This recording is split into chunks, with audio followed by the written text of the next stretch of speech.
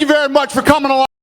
This week, not just a great fight, but a great week. Lots of events going on for all the fans, and we really appreciate you coming out. For those of you that don't know, there's a pool party today over at Aria. There's going to be fighters over there, the Octagon girls, and a bunch of other people. And then over at Legacy Stadium, Ronda Rousey, I'm not sure what day is that. That day is, yeah, tomorrow. You know better than I do. Tomorrow at 6 p.m., Kane will be there, Ronda, Uriah, I will be there. So come on over and hang out with us. Let's get this thing started. Who has the first question? Right here.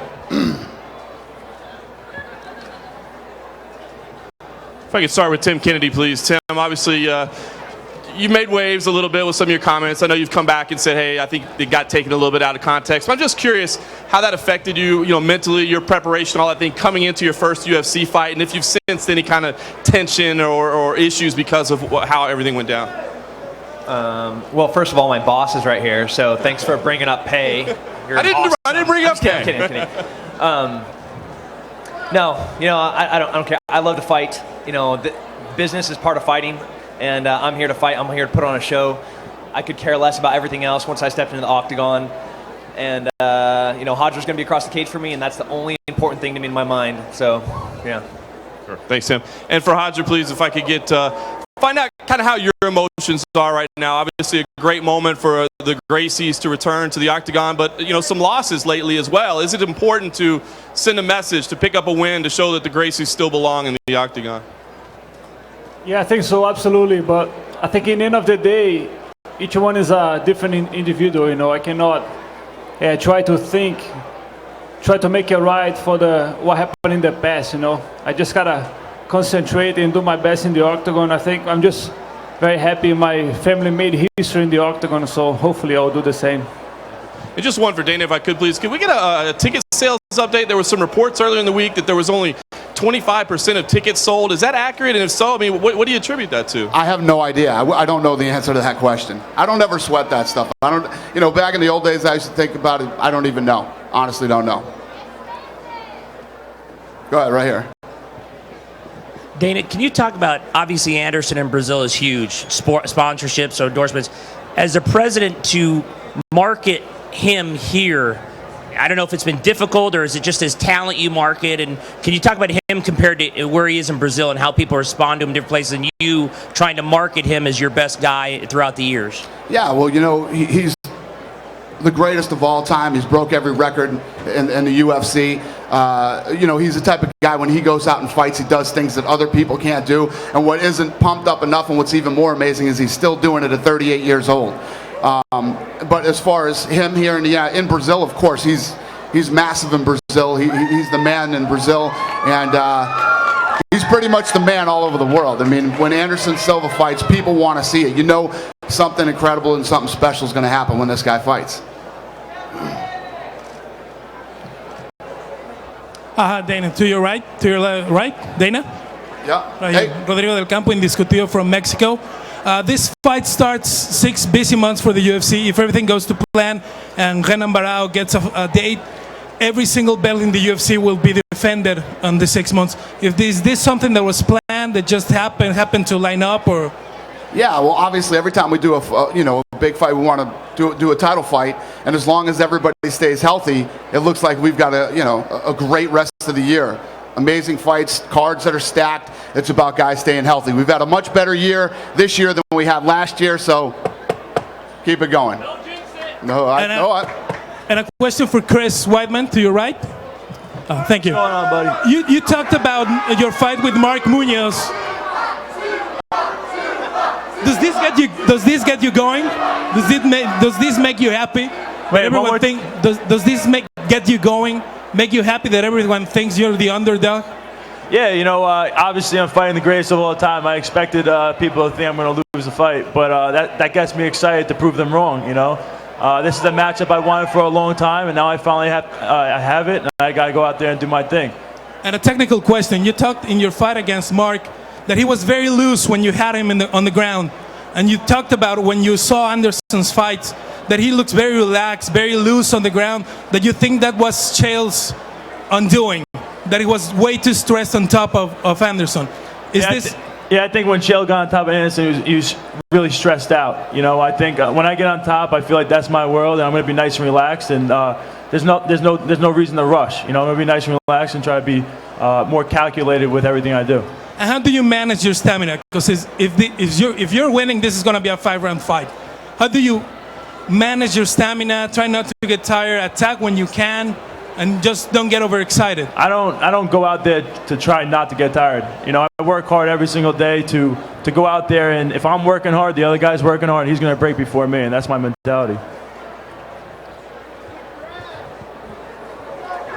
Hi, question for Chris here. Chris, you know, a lot of people do talk about that first fight with Chael Sonnen and Anderson Silva and how much that set the blueprint. How much of that do you take into your game plan going into this fight? I mean, well, obviously, you know, he was taken down a bunch of times in that fight, so that's something that I'm going to, you know, try to do. But, you know, I've watched that fight live. I watched it maybe one other time, so it's not like I'm exploring that fight and trying to do exactly what Chael does. I'm going to be Chris Weidman. I'm not going to be Chael Sonnen, and I think that's a more devastating matchup for him than Chael Sonnen was. So. And a question for Mark Munoz over here. It's been a whole year for you and the layoff, and you know you're still in the top 10 here in the middleweight division. So what does it mean to you to come back into this fight against Tim Boetsch, who's always been kind of also a perennial underdog, and how much pressure do you put on yourself in that return? It means the world to me to be back right now. I needed that last year. I had a lot of adversity going into that fight against Weidman, and you know, I needed that year, really. It was a blessing in disguise. So right now, you're going to see an updated version of me. I don't put that much pressure on myself at all. I go out there and I do what I can do. You know, I train every day. We're professional athletes, and that's what we do. So you're going to see a lot of hard work just inside that cage. You're going to see the best version of me for sure. And just to follow up on that, Mark, I had heard that you actually came down from being in about, 260 walking around at, or something like that. Can you talk about that? I just want to just clear that up. I went through depression because I kind of took it hard. I really did. After having the year I had, it was tough for me. I'm not a guy that does drugs or alcohol, parties, but shoot, I eat. I was like Fat Bastard on Austin Powers. I ate because I was sad, and I was sad because I ate. That's how it was, man. And it got so bad that I looked at myself in the mirror one day and I was like, what the heck just happened, you know?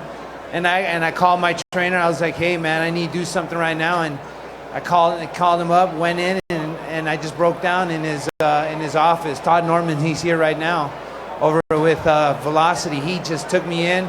A lot of hard work, no PEDs, all natural, free range, grass-fed, like organic, everything, man. It's all hard work. So, you know, I mean, now I'm in the best shape of my life, and I'm ready to get back. Thank you. Thanks. Dana, it's Karen. I have a question for you over here. Dana? Hey. How are you? How are you? I'm great. Yesterday at the open workout, spoke to several of the fighters who are here right now, most of whom are known for finishing fights. Asked them about the possibility of fight night bonuses going away. They all lamented that, and it's because several of them have gotten those kind of bonuses. Really were sad about the idea about that going away. So I'm just curious the status of that, and if it's a zero-sum game, you know, if there's a way to pay guys more and to keep the bonuses. Well, I said this is what we're thinking about doing. I agree. I love giving the fight of the night bonuses. They're awesome, and they change people's lives. Before a decision like that's made, we're going to talk to the fighters too. This isn't something that Lorenzo and I are just going to say, yeah, this is what we're going to do. We're going to talk to a lot of fighters about it before we make those type of decisions. Okay, thank you. Yep. Hey guys, Ron Kruk over here with Inside MMA. Dana, question for you.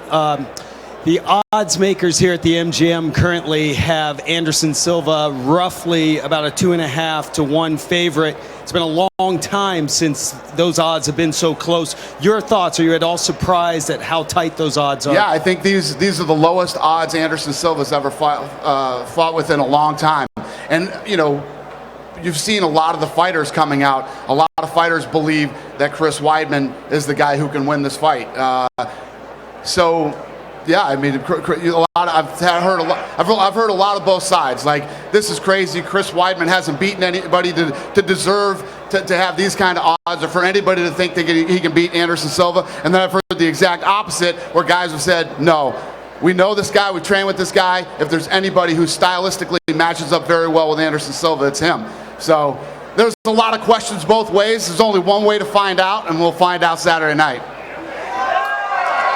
A quick follow-up for the champ, Anderson Silva. Anderson, I believe you're behind that podium. I'm on the other side here. For you, 11th title defense.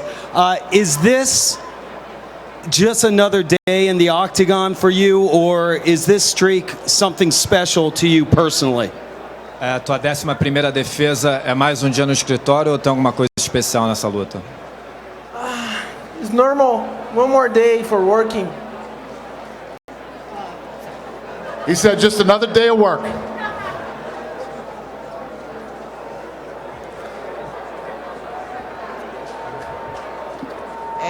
O meu nome é Anaísa, do Sport TV. Vou perguntar em português para os brasileiros, até por causa do público aqui. Queria falar com todos os brasileiros. Na verdade, Anderson, a gente, como o Dana acabou de falar, está tendo muitos americanos apostando numa vitória do Chris Weidman, e eu queria saber o quanto essa torcida aqui, inclusive que nem no ano passado, na mesma data, a luta contra o Chael Sonnen, o Brasil vindo em peso para sua luta, o quanto isso te motiva. Para o Charles do Bronx, como lutar num evento como esse, já nessa grandiosidade, contra o Frank Edgar, fazendo o Common Event da noite, e para o Roger, como é que é então um Gracie, né, voltando às origens, de volta um Gracie ao UFC, e essa pergunta também para o Dana, como é que para o UFC ter de volta um Gracie pro UFC. Parabéns, Derek. Good luck with that. All right. So the question for Anderson was, how do you feel with the odds being here with what Dana said, that a lot of people are betting on Chris? For Charles, what it feels like to be fighting such a big event like this with Anderson headlining, and for Roger, what it's like to be another Gracie fighting in the octagon. No, you forgot the Dana question. You forgot one. Dana, how does it feel to have a Gracie again back into the UFC? What it represents for the UFC? Okay, I'll let you go first. Go ahead. Bom, respondendo para a galera em brasileiro aqui, bom, eu estou muito feliz de estar aqui de novo, e é normal essa competição saudável que tem entre os brasileiros e americanos. É óbvio que a maioria dos americanos vão torcer para o Chris, mas é um esporte e a gente tem que respeitar esse esporte e mostrar que a gente veio aqui com educação e mostrar nosso respeito pelo país, até porque hoje é um dia importante para os Estados Unidos e para a gente também. Então, luta é luta, vamos rezar para que no sábado dê tudo certo para a gente mais uma vez. He said it's great to have this. It's a healthy competition between the Americans and the Brazilians. Obviously, the Americans are going to be pulling for Chris Weidman, but the Brazilians are here to show that we have respect and we're well educated. Tonight's a big day for the United States, and it's a big day for us, so we're all here supporting the event. Cool. Eu fico muito feliz com essa oportunidade que o UFC me deu. Quando eu fiquei sabendo que eu ia lutar com o Frank, eu treinei muito mesmo, porque eu sabia que era uma data muito importante para os Estados Unidos, então eu estou muito bem preparado para essa luta e fiquei muito feliz mesmo de ter sido convidado para lutar no UFC 162. It's a pleasure to be fighting in this event. I was very happy when I heard I'd be fighting Frankie. I know it's a great weekend for the United States, so I'm very happy to be fighting at the UFC 162. English or Portuguese? I'll say in English. I think I'm just very happy to finally be making my debut in the UFC. I think the Gracie just made such a massive history inside the octagon, you know, ever since the start of it. When my cousin Horion came with the idea to create the UFC, so I think finally being part of it, it just brings a special feeling for me. So I think hopefully I will keep up with the legacy. And like he said, you know, obviously, I personally and the UFC have a lot of respect for the Gracie family. They started this whole thing. None of us would be here if it wasn't for them. And anytime we have a Gracie competing, it's always fun. So, go ahead. This question's for Frankie. Frankie, with a convincing victory, does this get you back to where you're expected, fighting for the gold? You know, is going to only get me in the right direction, and that's towards a title shot. I don't know if it'll get me an immediate one, but it'll definitely get the wheels rolling. Next thing is happy July 4th, and Tim Kennedy, thank you for your military service, my man.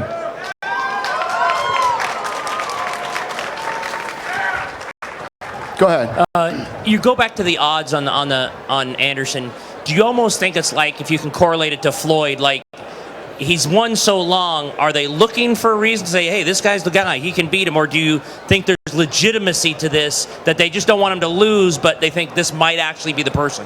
Well, I think it's with any great champion. If you look at even when Oscar De La Hoya used to fight, oh, this guy's going to beat Oscar, that guy's going to beat Oscar. Everybody feels that way, and especially as the fighter continues to get older. You know what I mean? At 38 years old, you keep asking the question, what day do you show up and you feel 38? Because this guy's looked anything but 38 years old, When Anderson Silva goes in a fight, nobody talks about him being 38 because he doesn't act like, look like, or come across like he's 38 years old, So I think that's it. And Chris Weidman, many people respect him. And when a lot of other fighters start talking about a guy the way that this guy has been talked about, odds makers got to look at that too. Anderson. Question. Anderson over here. Over here. Camera right over there, buddy. Right here. Kind of on that same theme, are you surprised that so many of your peers, guys you've fought and who've watched UFC, so many other fighters, are actually picking Chris in this fight? Você está surpreso que tantos outros lutadores estão escolhendo o Chris nessa luta? No, this is normal. This is the simple opinion. I have my opinion. The other fights have the opinion. It's normal. Does that put a little extra motivation into you when you hear stuff like that? Te dá uma motivação extra isso? No. It's normal. And Chris, kind of along those lines, when you started hearing that other fighters were picking you, does that put a little extra pressure on you in a way? Nah, definitely not. I think I put enough pressure on myself. This is where I wanted to be for a long time. I wanted to get this fight. I wanted to fight for the championship, win that belt, and fight Anderson Silva. And this is where I wanted to be. So there's no extra pressure. This is a life changer for me and my family, and that's the pressure I put on myself. That's it. Does it give you extra confidence when you hear stuff like that? I think a little boost of confidence that a lot of the guys haven't even trained with me or seen me train, and they see something that they think I could beat Anderson Silva. So I think it's pretty cool because a lot of the fighters, they know what they're looking at. So definitely. So just to answer your question earlier, I didn't know the answer. I got it. 12,400 tickets have sold. We have a $4.26 million gate. So there you go. Question for Chris Weidman right here in front. Hey, man. How has it been different having John Danaher in your camp this time? As you were getting going, he had like a syllabus for you to kind of follow. And what's that been like to have a structured camp like that? It's huge. Every single one of my camps, I kind of just would wake up in the morning and call the best guys around and work out with them and just go as hard as I possibly can. And with Danaher, he kind of made it more professional. He works with GSP and so obviously, I think GSP is known as one of the most professional guys in the sport, and so he took a lot of that from him, and it was just very structured. I knew what I was doing every day, and everything was specific into beating Anderson Silva, not just fighting anybody. So it definitely helped a lot. And I brought guys in for the first time, some guys that can emulate him. So camp has been awesome. Question for Anderson. Probably can't see me, but it's all right if you can hear me, Anderson. A few months back, there was a video that was posted online of you meeting a sick child that received a lot of attention, and obviously it was in Portuguese, so it was hard to understand what was going on. Can you tell us if you know how that child is doing, and what was your reaction to the way he reacted to you, the way he started crying and felt so great about just meeting you? How did you react to that? Fala daquele vídeo que estava na internet de você que encontrou aquela criança doente. Você sabe como é que ela tá e o que estava acontecendo ali, o que ela tinha? Na verdade, ele tinha um problema no quadril e eu estava no meu dentista e o meu dentista falou que o menino era muito fã e que gostaria muito de poder me conhecer a mim, ao Rodrigo. E aí eu estava no meu dentista e o meu dentista levou o menino para para conversar comigo e a gente acabou ajudando ele de uma forma bem bacana. A nossa fisioterapeuta tratou ele, hoje ele voltou a andar, já está andando, graças a Deus. Actually, he had a hip problem, and I was at my dentist, and my dentist said he knew this child, so he brought him over. It was his dream to meet me in Nogueira, so we brought him over, and we met him, we talked to him, and our physical therapist worked with him, so now he's actually able to walk, so he looks like he's healed. Thank you. That's great. Awesome. And then just one more for Mark. Over here, Mark. Yesterday in talking to Tim, he said he was a little concerned that he may not see the best Mark Munoz tomorrow because you may have spent a lot of time cutting weight as opposed to training. You're shaking your head. Is that not? How much time did you spend cutting the weight, getting to the point where you're, in good shape, and then focusing on the fight training? I'm actually 192 right now, so the weight's going to be awesome. The weight cut's going to be awesome. I'm actually sweating right now, so it's coming off me. This cut has been amazing, the best cut I've ever had by far in any competition in wrestling and in mixed martial arts. I'm feeling the best I've ever felt, and I'm ready. I am ready. So he's definitely going to see the best version of me, but I'm looking to see the best version of him as well. I am. And, I have confidence in my conditioning, and I'm going to push him. I'm going to push him hard. I'm going to take 2 more questions. I've got a question for Tim. Just curious if there's anything you needed to clear up after your fight. People are rumored, you hurt this and this part of you was broken and you weren't ready to fight because of this. So I'm just curious what the real story is after the fight with Costa. And also if there was anything that you changed in your camp because you were on such a tear with a great win streak, had a loss, how did that affect you coming into this fight with Mark? Truth be told, the only thing that matters is the outcome Saturday night. And like Mark said, it's going to be a battle. We're both ready to go. We both have a lot to prove. We both want to get back on our winning ways, and that's exactly what we're both going to try to do. And honestly, I'm looking to finish the fight early. So I hope he is conditioned. I hope he's ready to push the pace. I'm ready to put him down early. So let's get this thing done. Well, I've seen him. I've seen him train. I know he is ready. But so your hand is fine? There were no issues after that fight? No issues at all. I'm ready. All right. Thank you. All right, Joe. Question for Anderson Silva. Anderson, you heard Dana talk about how you're 38 years old, yet by all accounts you fight like you're 28. How have you maintained the youth to continue to compete against young lions like Chris Weidman? O Dana falou que você está com 38, mas parece estar com 28. Como é que você mantém essa juventude para poder lutar tão bem? Ai. Cara, eu acho que é a alegria de poder estar aqui, de fazer bem meu trabalho. E acho que a velhice está na cabeça de cada um, né? Acho que quando você faz o que você ama, tudo fica mais fácil. I think it's just the happiness of being here and being able to do my job, and I think old age is in each one's head, so if you're happy doing what you love, you're going to be young. All right, last question right here. Go ahead. Happy holidays and thanks for letting us back in, yeah? Thank you, sir.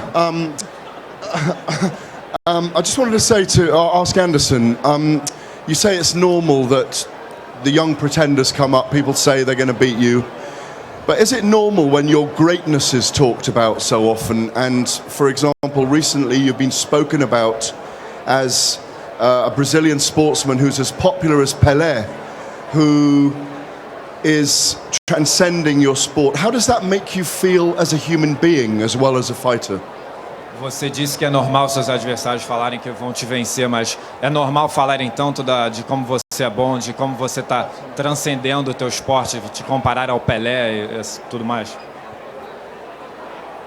Eu acho que quando você faz uma coisa com amor, independente das pessoas acharem que você é o melhor no que você faz ou não, o resultado é esse que a gente pode esperar. Eu sou muito feliz com tudo que eu represento nesse esporte, tudo que eu represento no Brasil, e poder ser mais um de muitos ídolos do Brasil, né? Então eu estou super feliz de poder estar aqui mais uma vez lutando e fazendo o que eu gosto, que eu faço com amor.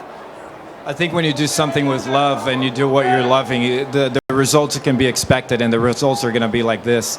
And I'm just very happy to be representing my sport, representing Brazil, and be among so many idols, and very happy to be here doing my job and doing what I love to do.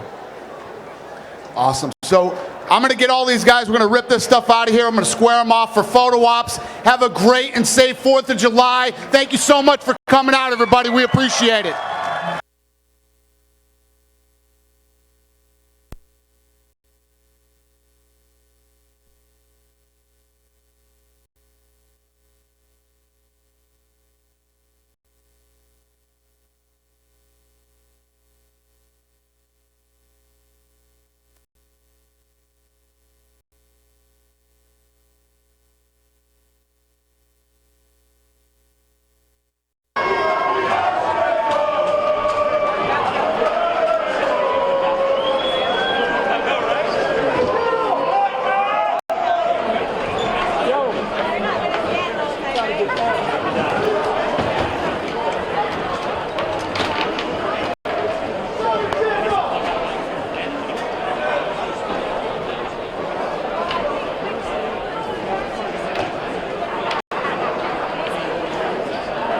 Yeah, I can. You probably can.